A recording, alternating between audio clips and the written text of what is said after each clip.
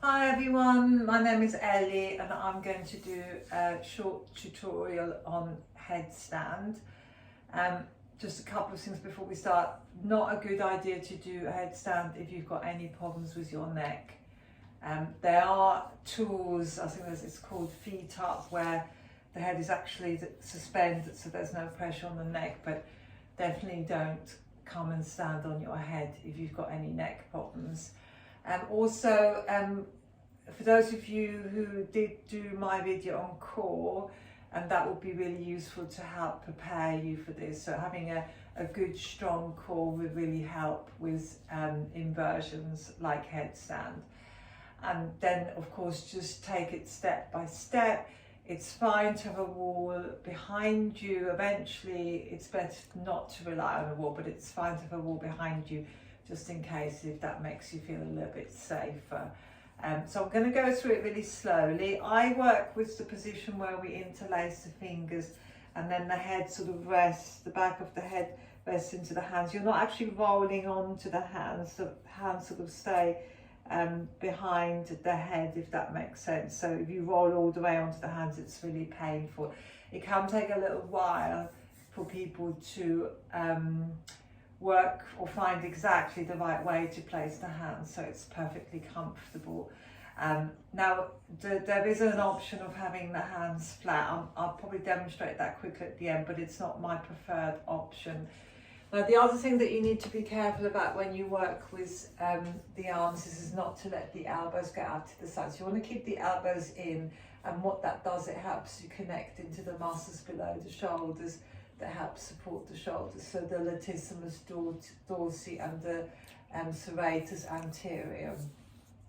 So finding the correct position, like I said, can take time. Elbows in. Once you've found that correct position, you can tuck your toes under and then just start to walk your feet in, keeping the knees bent, and you're aiming to bring the hips over the shoulders. And once the hips are over the shoulders, you might be able to lift one foot, then the other. If you're a beginner, that might be enough. If you can, maybe lift both feet. Come down. And then we recommend that when you take a break, that you just come into a child's pose position. Take a few breaths here, a little bit longer than I just did, and then come all the way up. So that would be the first stage. So having the hips above the shoulders is really important, because that's when you're stacking the joints and gravity is less likely to pull you down. So if your hips are back, further back from your shoulders, then what tends to happen is this gravity will always pull you back. Whereas if you can stack them, you'll almost feel a little bit of a lightness, and it should feel really easy to lift the feet. So if it takes a little bit of time for you to walk in to get the hips above the shoulders, then that's what you're working on really. Don't try and hop the legs up with lots of momentum, because when you do that, there's more danger of going over. So I'm going to progress it from there with bent knees. So again, coming into the starting position, elbows in, walking the feet in, and then suppose you can lift both feet. So knees are bent, you're keeping the knees tucked in, and then the next step is to very slowly begin to straighten the legs. And stay there for a few breaths. And obviously I've got the cat in the way, which is fine, I don't mind. I'll come down really slowly, but if you've got a cat in the way and you know you might come down with losing control, you might want to shush them away or make sure they're not there. And then see if you can come down as slowly as you went up. Again, rest in child's pose just for a few moments. Again, a bit longer than I do. I just want to save some time. So the coming down slowly really helps to feed back into the same patterns that help you come up. So it's really keeping the core engaged that helps. And you're keeping the elbows in, so keeping the muscles below the shoulders engaged.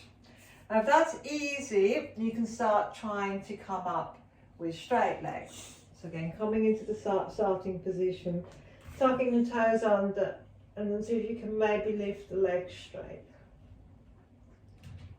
stay here for a few breaths. And then see if you can come back down really slowly. Again, with straight legs. Again, resting in child's pose briefly, a bit longer than I do, and then come up. And if you can come up and down with straight legs, then you might be able to work with some variations. So I'm just going to suggest a couple of variations. There's loads of them. I'm not going to go into them all. So coming up nice and slowly with straight legs. You can extend one leg forwards, one leg back. So coming into the splits, come back to the centre, do the other side. It's quite nice to do these little hip openers upside down because there's no pressure on the lower back. You could do Baddha Konasana, come back up. You could have one leg up and one leg down. Nice little stretch for the legs, good for the core.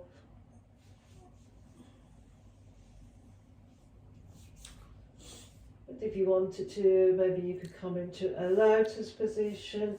So there's lots of things that you could have a little play with.